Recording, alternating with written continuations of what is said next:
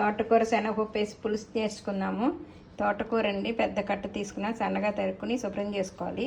2 ఎండుమిరపకాయలు, 2 పచ్చిమిర్చి, ఈ ఉసిరికాయ అంతా, చింతపండు అండి, తగినంత సాల్ట్, బియ్యపిండి 1.5 చెంచా, శనగపప్పు 2 చెంచాలు, ఇంగువ, పోపు సామాను, ఆవాలు, జీలకర్ర, పసుపు.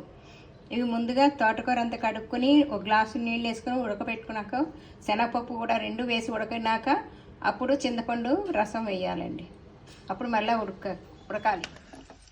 ఇదిగోండి, ఇలా ఉడికాక ఇప్పుడు మనం నీళ్లు వేసుకుని బియ్యపిండి చెప్పాను కదా, ఈ బియ్యపిండి వేసేసి ఇలా బాగా కలుపుకునండి దీంట్లో వేసుకోవాలి. ఎందుకంటే తోటకూర ఇలా పలుచగా ఉంటుంది కాబట్టి అత్తుకోవడం కోసం అన్నమాట. ఇది బాగా నీళ్ళల్లో కలుపుకుని వేసేసుకోవాలి.